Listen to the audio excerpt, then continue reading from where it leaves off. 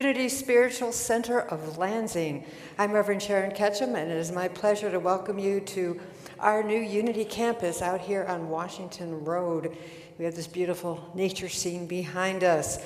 Wow, our mission, that we may have moved, is still to spiritually awaken to our oneness with God, each other, and all creation. And we are inspired by a vision where we see a world powerfully transformed through a growing movement of a shared spiritual awakening. And we say shared because we understand it's not like finding the right and perfect answer, but it's about honoring ourselves and each other, whichever path that we are on right now and wherever we are on that path. So I'd like to begin service with an ecumenical prayer as we open our hearts and minds, knowing that the enlightenment of the Buddha shines within us, the compassion of the Christ moves through us, the power of Jehovah strengthens and guards us, the presence of Allah surrounds and guides us. Wherever we are, the Tao is, and all is God.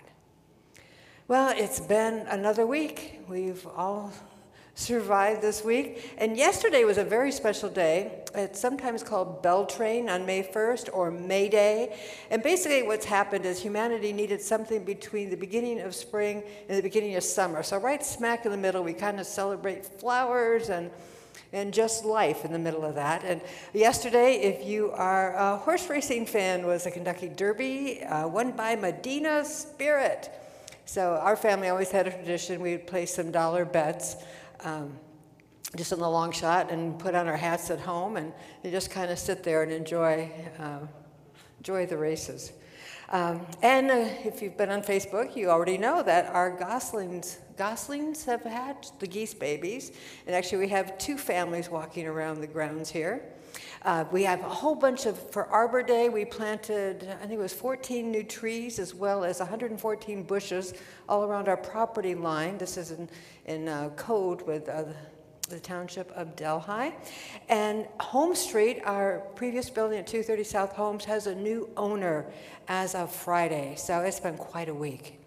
And as much as we have to celebrate and enjoy the flowers and everything else, we know that in the world there have been some things that really, to me, demand our prayer. And right now, it's certainly India and South America who are having really huge increases in COVID that have stressed out their systems to cope with it. So let's just begin today's service with a prayer for our neighbors in this world, wherever, near and far. So we, in this moment, pray with understanding and deepest compassion in our hearts, knowing that in spite of outer appearances, divine light always shines, even in what appears to be the darkest moments. We bless medical communities around the world, essential workers, all who are devoted to serving others, and particularly in these most remarkable times of need. We bless those in grief, whatever their loss, knowing that God within them is their strength. We look beyond outer appearances and lift our gaze to remember our unity, our humanity, centered in God's divine presence within each of us.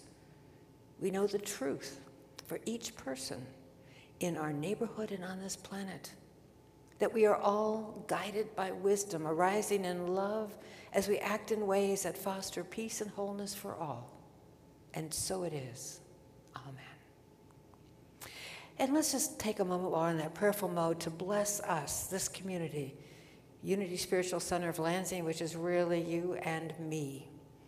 So, Unity Spiritual Center of Lansing is embracing a journey of incredible spiritual growth. We bless the times of wandering, the times of wondering, of sitting in the question, giving thanks that each path that has ended has led us in a new direction to greater blessings, greater possibilities. We are right now living as a greater expression of love, a force for good in our neighborhood and in each of our lives. We are receptive to the handprint of God guiding us to a greater understanding, to unlimited possibilities, to new opportunities where we can be a living, meaningful gift to our world. And so it is. Allah, Shalom, Amen, Namaste. And with that, normally we, in old days, pre-pandemic, we would reach out and touch. We would say hello to each other. We would share hugs and a handshake. But we are starting a new way of doing things. This is a new world that we're all entering. We are all newcomers to this thing. So we are learning to, one thing is love rubbing your hands together and just sharing energy with each other. And you just feel a little tingling in the palm of your hands. And that's a real blessing to everybody. Or just a simple namaste. Your thumbs go to your heart and you bow to that divine presence within each one that you greet. So we'll keep practicing that. When we get back together, we will have safe behavior to make everybody feel comfortable. And it's May 2nd now, but it's the first Sunday in May, so it's Happy Birthday Sunday. And you know, I read this great quote I wanted to share with you today. It said, the first fact about the celebration of a birthday is that it is a way of affirming defiantly and even flamboyantly that it's a good thing to be alive. Yeah.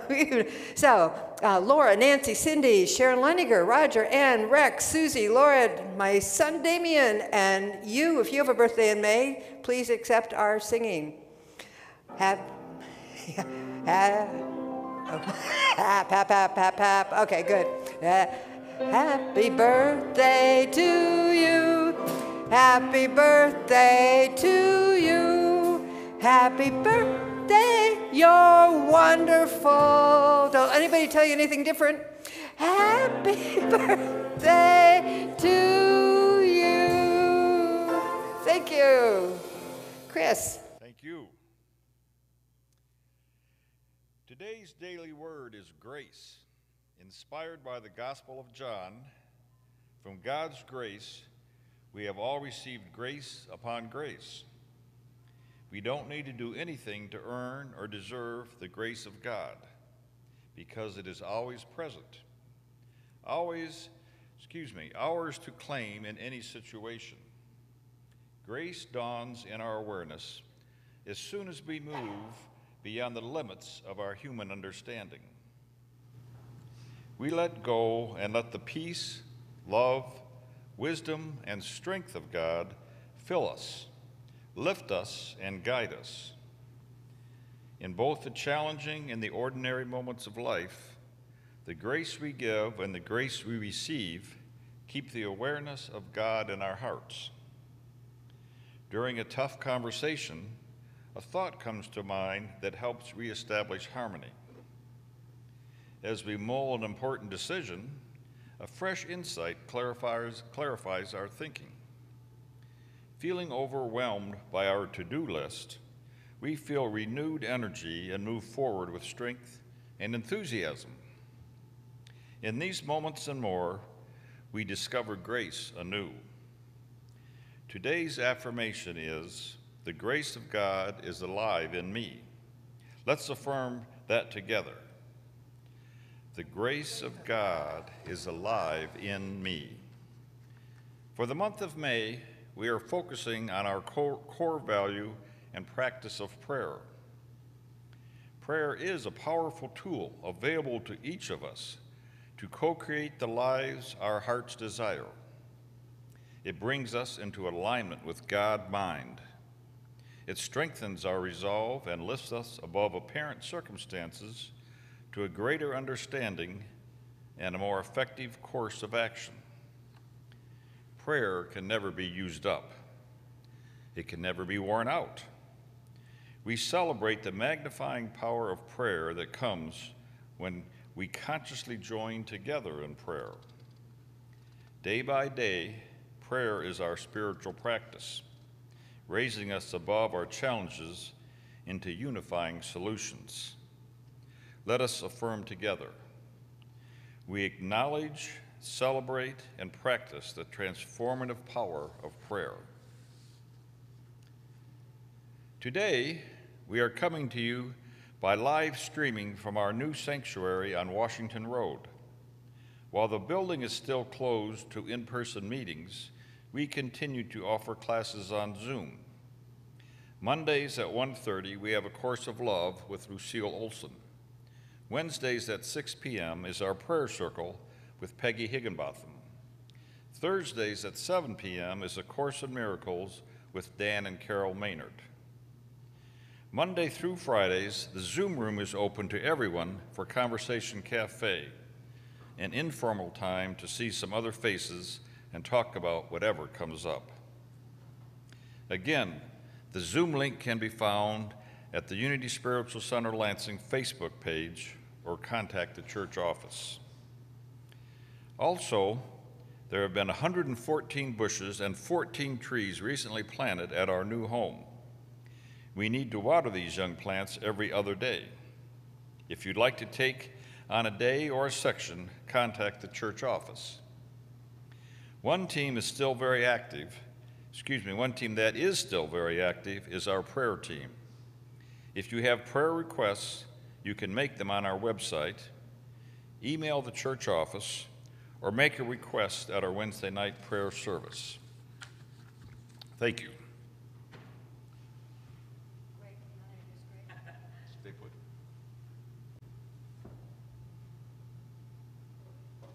Oh yeah, Greg Denning, our soloist today.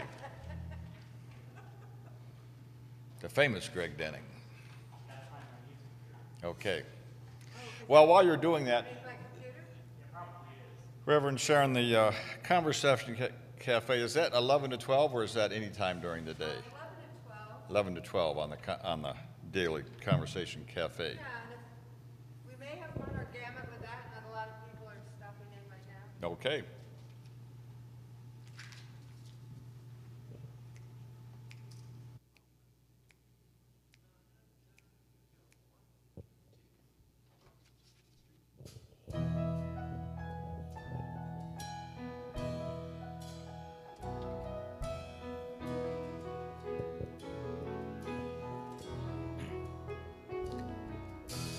Inch by inch, row by row, gonna make this garden grow.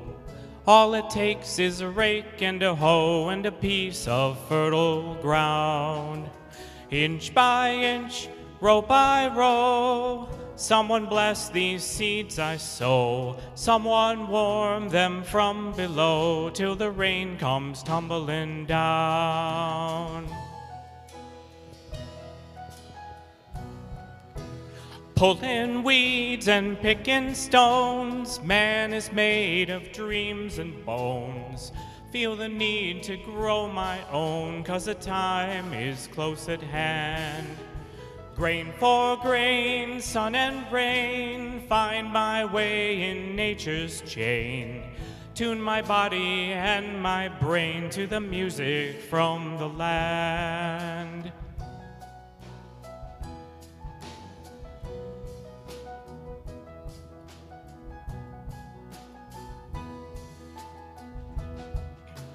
Plant your own straight and long, temper them with prayer and song.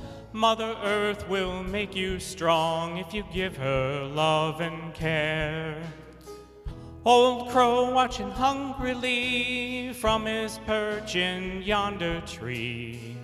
In my garden I'm as free as that feathered thief up there.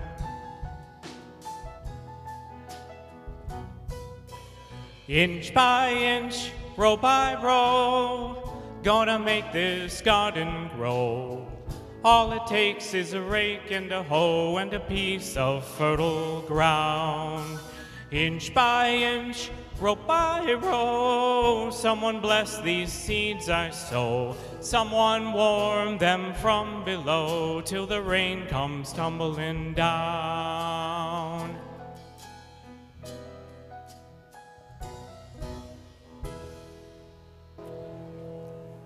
Thank you, Greg. What a perfect song this first Sunday in May when there's all these celebrations about flowers and we're just in the heart of spring season. And one thing I found that May, any city is just the most beautiful, I think, in May. Things are just coming out and flowering, and I would advise you if you're moving someplace to also check it in December and January to see if that's what you really want. Well, I promised my grandson I'd say hello to him because he's going to watch us live streaming this morning. So, hi, Luke. How are you? And I have a little story just for you, Luke, and everybody else can listen too. There was a duck, a skunk, and a deer who went out to dinner at a restaurant one night. They were still within capacity. It was safe. When it came time to pay, I have to tell you, the skunk didn't have a cent. The deer didn't have a buck. So they put the meal on the duck's bill. Can you forgive me for that pun? Well, we are in a series about a spiritual toolbox, that we all have little skills that we have developed over the years to help us navigate through life and all those things that happen in life. And the toolbox, this wonderful bright yellow thing, so I can find it, is really the basic premise is there is only one power, one presence in the world. That is showing up as you and me, showing up as everything. That definition of oneness, that this is the one power and presence, and we are part of it. We are not all of it, but it is all of us. And so some of the tools we've talked about so far, the idea of gratitude, which kind of increases our vibration to draw to us those things that we want. Imagination, this great creative power that we have to imagine something different than what is, creating something new, if you will, planting seeds and helping them grow. We talked about kindness as a great tool because it has this triple blessing where it puts the feel-good hormones within us, in the person receiving our kindness, and if it's a planned kindness, that actually has a de-stressor hormone that's released within our body.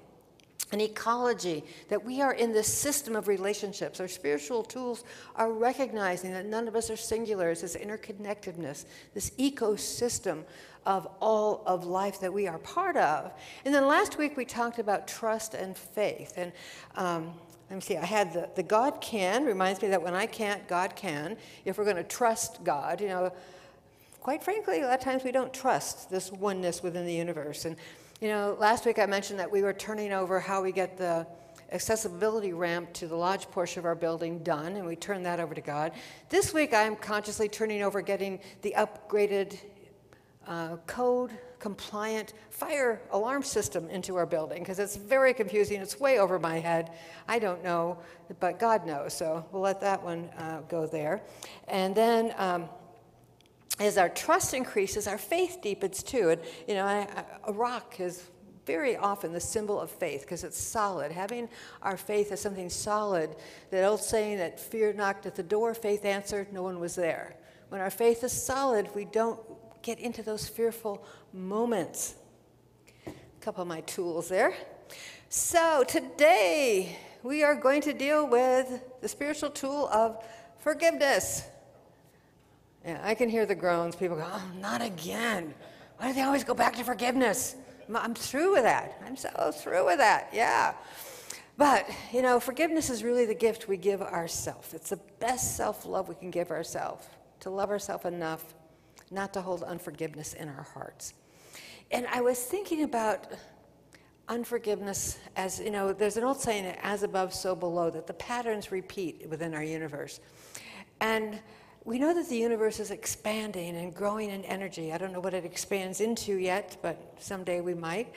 But they also have found these black holes that suck in energy, and we don't know what happens to them. And I think when we hold unforgiveness in our heart, it's like having a black hole that sucks in our energy. It depletes us, and it takes more and more effort just to do our normal things because it's this heavy weight that is on us.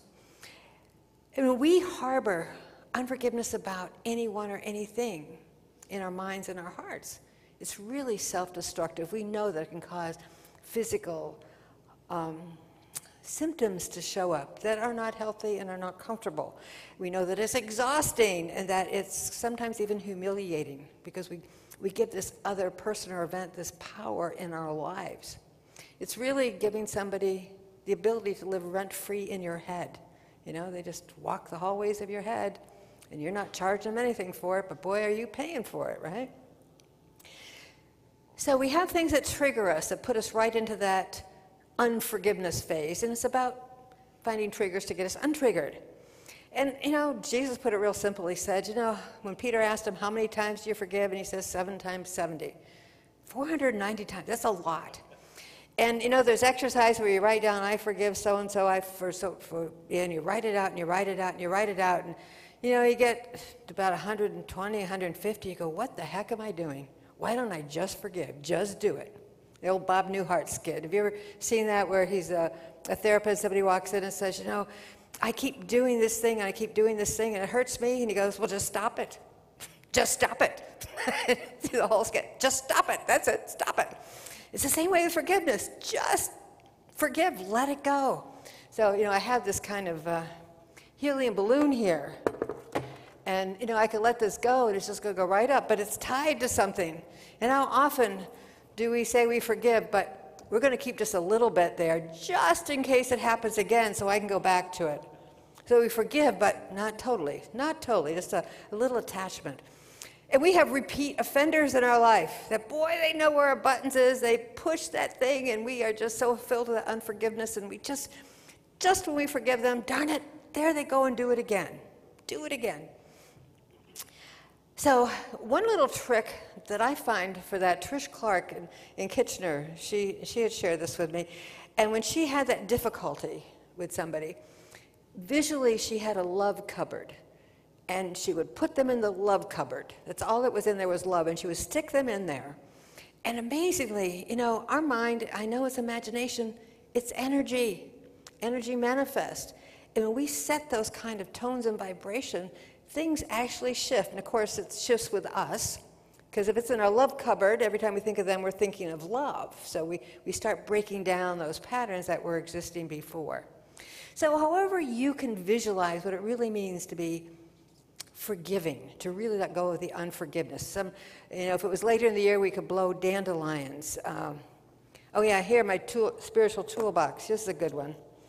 Balloon, or not balloon, bubble. You know, sometimes it's really helpful to picture, because it's nothing. What you are unforgiving about is something that happened in the past. It's over. It doesn't exist anymore. Just like that bubble, it could finally just where did they go? Where did the bubble go when it burst? It's just gone. That's it.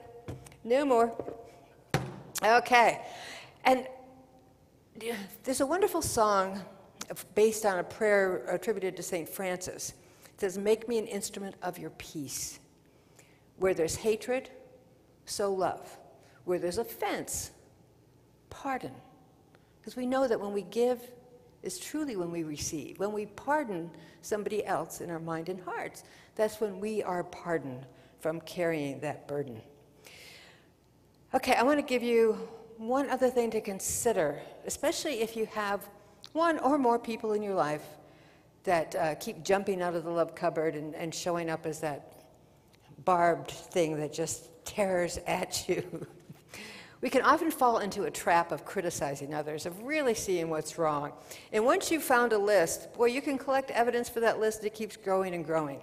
And we know that what we focus on grows. So if there's somebody that annoys us and we start realizing all the things they do to annoy us, we're going to be annoyed even more because that's what we're focusing on. It's just a wonderful how that works. So I want to give you the Baskin-Robbins principle. Baskin-Robbins has 31 flavors of ice cream. And they also have pistachio ice cream, which I do not find in the least appealing. But they have 30 other flavors. So I'm not going to stop going to Baskin-Robbins because they have pistachio ice cream. I just take what I like and just leave the rest. There's no big deal. I'm not going to start picketing Baskin-Robbins because they have pistachio ice cream. I'm not going to put them on my hate list or need to forgive list. I just enjoy what I enjoy and let the rest go, just like those bubbles. Let go. There's there's not one person, I believe, that has done something that we interpreted has harmed us or hurt us, that doesn't have something good in them, because we're all part of this one power, one presence, this vibration of love, of life. Jesus said, "Love one another as I have loved you." And he really had a practice of forgiveness. And so our purpose in life is to love one another. I really adhere to that as part of my spiritual path. And so to practice that, think about it, we need to repeatedly keep doing this forgiveness thing. Charles Fillmore, Unity co-founder, every night he used to kind of check back over his day and see where he needed to forgive so it didn't kind of build up as a heap of stuff to take care of. Because we know it has no benefit to us to hold resentment and condemnation in our hearts. When we hold that in our hearts, what happens is it keeps us from living our purpose. How can we love one another if we have a heart that's filled with resentments, filled with grievances that need to be aired?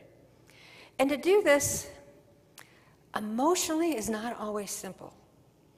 Emotionally can be very taxing, and it really calls us up to that higher level of self-reflection and self-understanding and kind of a spiritual maturity. So it's part of, I think, all of our paths as we grow in our spiritual awareness. Now, you may be sitting there going, I've done my forgiveness work. I have nothing left to forgive. And I would like to ask you, what about COVID? I need to do some forgiveness work around COVID-19. I'm kind of irked. And with COVID, it's like a hide-and-seek game. We have grudges about what it's taken away from us. But at the same time, we've gotten a lot of gifts. But it's so much easier to look at the things that are awful and forget the gifts that we've been given through this. And in the grudges, there are missed birthdays, there are missed graduations, retirements, weddings, funerals, vacations, lunches, card games. I think of my grandson Luke. It's his junior year in high school, and he's missing what I had as high school, missing all that camaraderie, I'm kind of irked at COVID for what it took away from my loved ones. But yet there were so many blessings and gifts. I think because of COVID, we were led to this wonderful new spiritual home as a community. I don't know that it would have happened if the world was in a different situation. It was a wonderful divine order. I know that myself, my car's going to last another year because I hardly drove it at all this year. Great to have low gas bills, right? Last March, we were able to adopt 2 kittens from the shelter, and we could acclimate to them because we were home so much. So they got real used to us. They act more like dogs and cats because we were around them so much.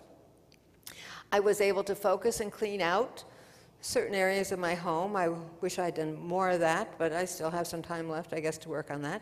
And even relatives that I hadn't talked to for years, we made that point of getting together on Zoom to share stories. Colleagues of mine from ministerial school, we got together to talk a few times. One of our colleagues passed. And otherwise, you keep thinking, someday I'll talk to them. They're kind of in your mind, but you don't do that thing. So there has been great gifts. So even a thing like COVID may beg for some forgiveness in our hearts. Which brings me up to one of our 12 powers, these 12 faculties, these gifts from God that we embody from the moment of inception of being a person. And this is the power of elimination or of release or purification, if you will. There's a saying that says you got to stop watering dead flowers. Yeah, I mean, we can spend a lot of time watering dead flowers, whether it's unforgiveness or things that just aren't serving us, that just stay in our bodies, our mind, or even our environment. And I have to admit that anything that I've really let go of might have some claw marks on it.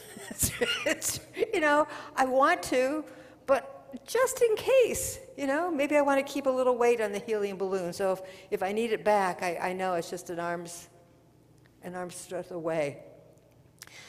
Well, the faculty, the power within us to release it's like our spiritual eraser, which is what I have in my toolbox. I got 2 erasers. One says delete. Yeah, we all have those buttons on our computer that say delete, right? The other one says wrong. And sometimes the things I've done wrong are the hardest thing to just let go of. I replay that thing in my past over and over again in my mind and go, yeah, you were really wrong. You really messed that one up. And yeah, it's just it's a wonderful tool. Just, I got, let me see. Oh yeah, here's the pad. Yeah, I have a grievance. They did this to me, and I can just take this and it just erases off. Now, don't cheat and just erase it a little bit. You got to erase it the whole way. And it's a really big eraser, so it'll take you there. But anyway, that's a really great faculty that we have. And if you think release is not important, think if you have everything right now in your house that you've ever had in your life. You wouldn't even be able to get into your house. Think if your body kept all the food you ever consumed. Yeah. Anyway, it's important to release. We know that it's really important to release. When we don't, it's like sludge. I'll tell you, I guess it was about 2 weeks ago, we have a commercial kitchen here, and commercial kitchens, I didn't know this, have grease traps. And the grease goes out, and it's kind of like a septic tank, and the grease goes in one side, and as it emulsifies, the liquid goes over into another side. So we had these grease traps that were there. In order to move in here, we had to have them drained. You can't have full grease traps. I guess that's one of those things. Okay, so now you know that, as I do. And what had happened was the cover to the area where the grease went was covered under grass. So when they came out to check it several times a year, they were testing the other side that was empty. They said, oh, good to go. It's an empty grease trap.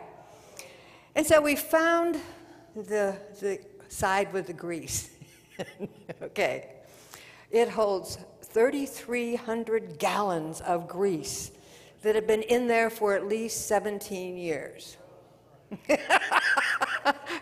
We had to bring out rotor-rooter to break up the grease in order that the guy could suck it out like you do a septic tank and clean that thing up.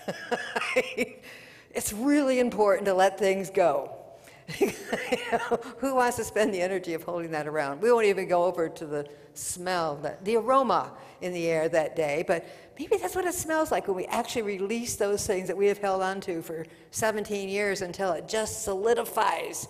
So you really got to break it up even to get rid of it. So if you want to see how attuned you are to releasing those things that don't serve you, just listen to these questions and see if you can answer yes or no in them. Okay, I am willing to let the collective shadow of humanity be healed, giving up anything that isn't loving. How comfortable are you saying yes? And then if we bring it a little more personal, I am willing to heal my shadow side and accept those parts of me that don't make me proud. Maybe yes, maybe no.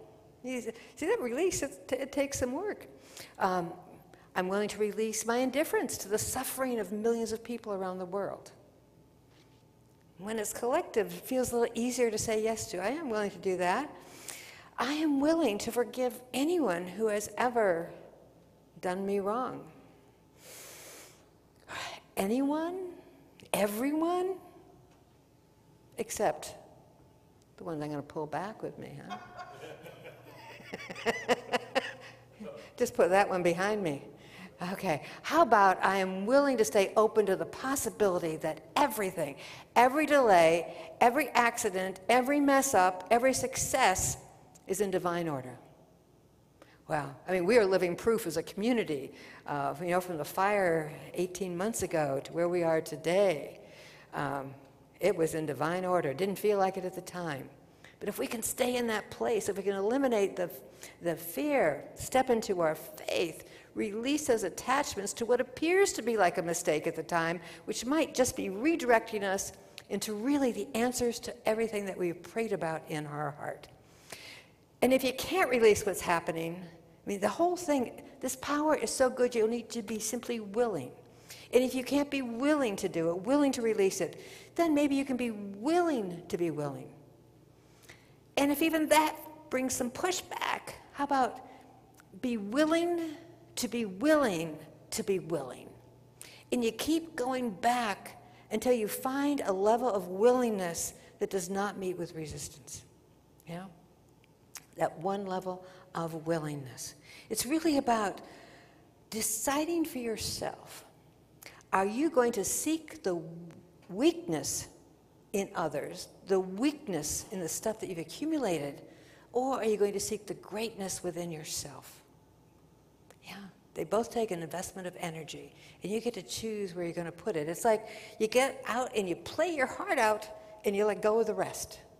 If you're present, if you're showing up, you're just, that's in love, showing up in love. Let go of anything else. Ultimately, it doesn't matter. Ultimately, it will fade away, or you will find that that was a step in a miraculous incident that was coming to shape in your life, greater than anything you ever could have imagined. And as you're honing your skill on release, I want to give you a little protective gear. I think protective gear is always great. We have our masks that we wear when we're in crowds of people. And the protective gear is the power of the word no. It's okay to say no. This is one I work on a lot. No. See, you don't have to release if you don't take on the extra baggage. You don't have to forgive if you hadn't taken on the unforgiveness. So if you can say no, maybe it's to yourself, or maybe it's to somebody. How many times has somebody asked you to do something and the word no would not come out of your mouth? It just kind of stuck there. And then you begrudge this the whole time. I don't have the 2 hours to do this. Why did I say yes, I would do this? Really understanding it's okay to say no. Really understanding that saying no means that when you say yes, it means even more. How much more powerful is a yes when sometimes you say no? So saying no does not make you a bad person. Saying no could actually make you a very healthy person. So just want to share that with you. We are now going to go into a time of meditation, and you can say no if you don't want to do that. That's quite okay. I won't hold it against you. But if you're saying yes to this, I just invite you to make yourself comfortable. Just take a few deep breaths. And Jeff's going to set a little mood music here to just bring us into that softness of the beginning of May, that softness of life.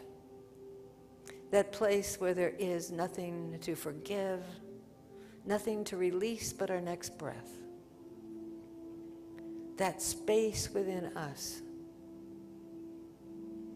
where we find the peace, the harmony, the oneness. As we set aside thinking of things we have to do, or errant thoughts that might be running through our mind, we take a breath that breathes through our body, a breath that comes in from the top of our head and exits through our feet, a breath which comes up from the ground and fills our heart, a breath that moves in through our heart and out through our hands. That one presence is breathing us, even as we are breathing it.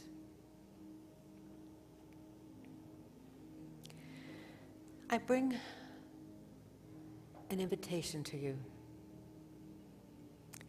to picture a younger version of yourself, whatever age that might be. Just a version of yourself that is not today. As you bring that version to mind,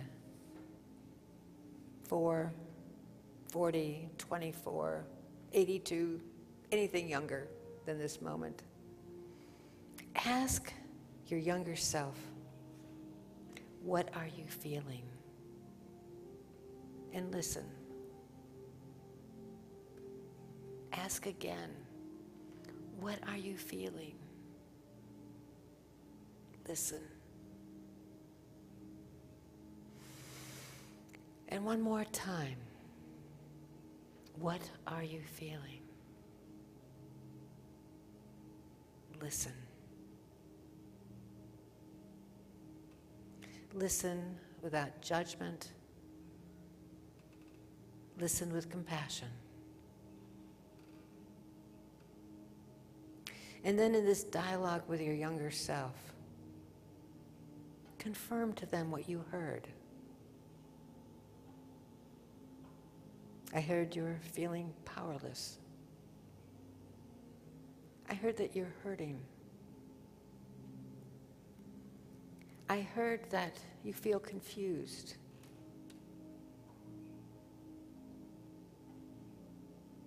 And then ask them what they need, not what you're going to do to fix it, but what do they need?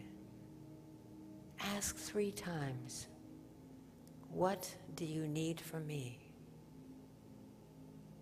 Listen. What do you need from me?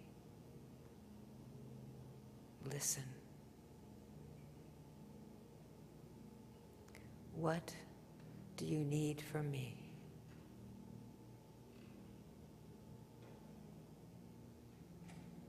Listen. Take a deep breath and simply confirm back. I am here to support you.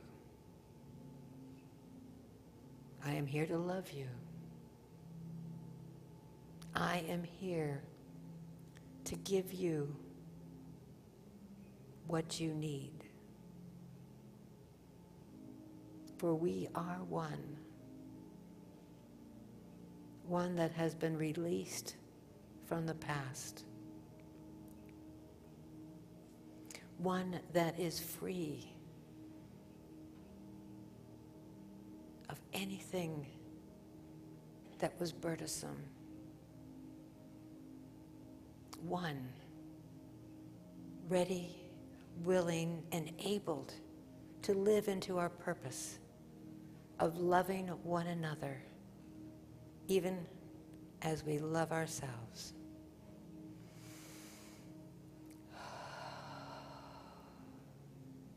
Another deep breath. To bring our attention back to the room with yet a new tool to connect with those recesses of our minds and hearts which may hold snippets of unforgiveness, snippets of extra baggage. We bless and let it go. And so it is. Amen. That's a great exercise, and if it resonated with you, I really encourage you to try it a couple times, picking, let different ages of yourself come to mind, different, whether, I said you were a youngster, a teenager, 20-something, 30-something, whatever. Because what happens is we find out those areas of us that feel unfulfilled, that have concerns, that have emotional, as we're carrying those, it's like having an albatross around our neck. And do you know that version about you have an albatross around your back? That actually comes from a poem, Samuel Taylor Coleridge, The Rime of the Ancient Mariner. And what happens is a sailor shot a friendly albatross, and they were so angry with him, they made him wear the albatross around his neck as a punishment. So I want to tell you today, right here and right now, that you have the ability, the power to remove all albatrosses from your neck. Whoa, feels a whole lot lighter.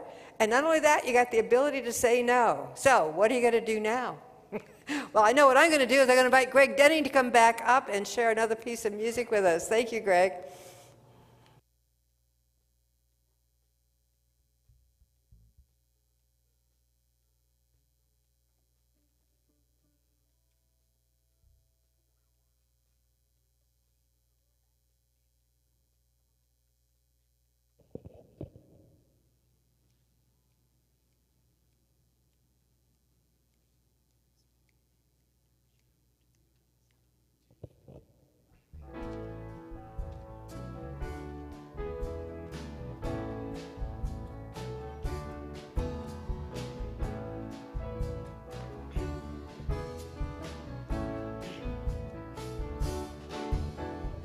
I awoke this morning to a shattering sound, and I went downstairs and found these shards of glass strewn all around.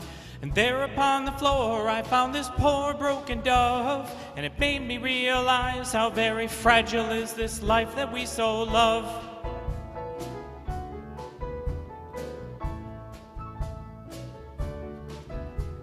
I came back up to bed and I held you so tight, and I prayed up to the Father, oh I prayed with all my might, that he'd always keep you with me, that he'd always keep you safe. And when I went downstairs I found that dove had somehow up and flown away. There's magic every moment, there's a miracle each day.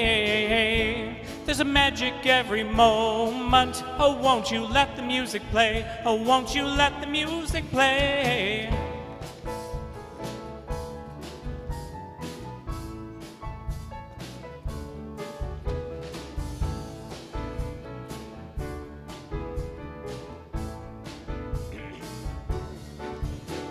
On a high and windy island, I was gazing out to sea, when a long-forgotten feeling came and took control of me. It was then the clouds burst open and the sun came pouring through. When it hit those dancing waters, in an instant all eternity I knew.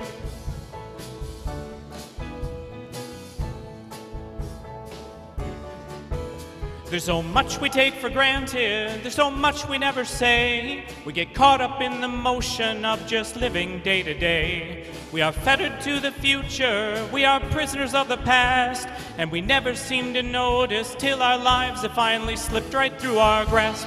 There's a magic every moment, there's a miracles each day. There's magic every moment. Oh, won't you let the music play? Oh, won't you let the music play?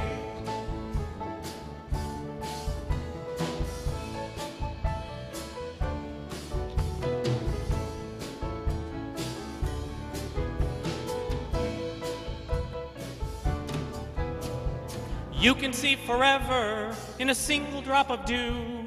You can see that same forever if you look down deep inside of you. There's a spark of the Creator in every living thing. He respects me when I work, but he so loves me when I sing. There's a magic every moment, there's a miracles each day. There's a magic every moment. Oh, won't you let the music play? Oh, won't you let the music play? There's a magic every moment, there's a miracles each day. There's a magic every moment. Oh, won't you let the music play? Oh, won't you let the music play?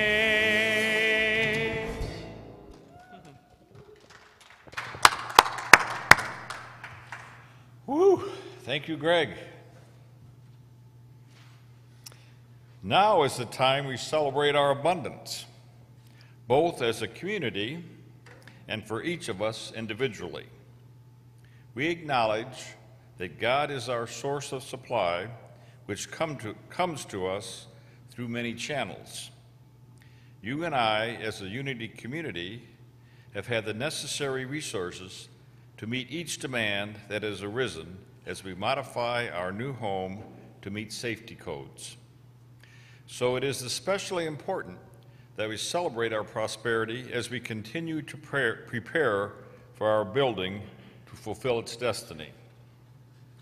Allow the words of celebration I speak to you speak to be the words of our own heart. We join efforts in thought, prayer, and action to bless our earthly abundance, to meet all the needs of our spiritual home, even as our supply meets and exceeds our personal needs. We bless the gifts that have been given and the gifts we are about to receive. And so it is. Amen.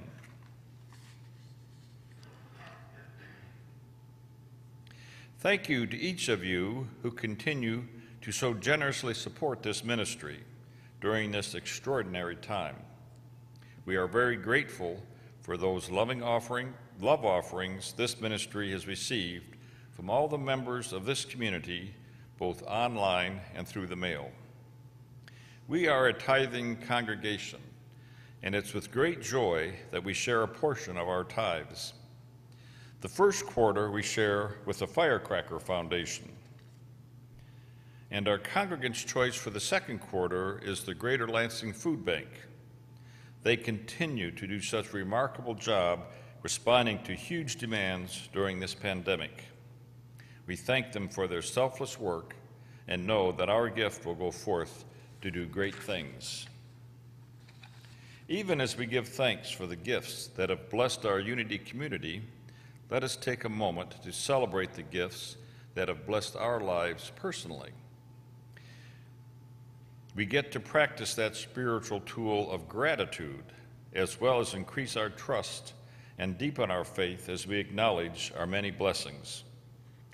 Whatever we have been blessed with this week, let us take a moment to express our deep appreciation for the love, the kindness, the support, the trust as we affirm, divine love through me blesses and multiplies all that I am, all that I have, all that I give, and all that I receive. I praise, give thanks, and am glad.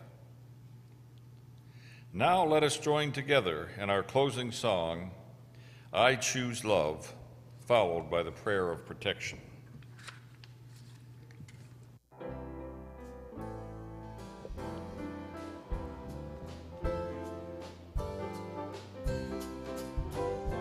Peace in my life is growing because I choose love. Love's always present, it's what we're made of. I choose love. We are a part of each other. We are one tie that binds us, it can't be undone. I choose love. Peace on our planet, it's growing because I choose love. Love's all be present, it's what we're made of. I choose love. We are a part of each other. We are one. One choice unites us, this be the one. I choose love. You choose love. We choose love. The light of God surrounds us. The love of God enfolds us. The power of God protects us. The presence of God is within us. Wherever we are, God is, and all is well. Amen. Thank you. Thank you. A little roundup for the band here. Dancing continues.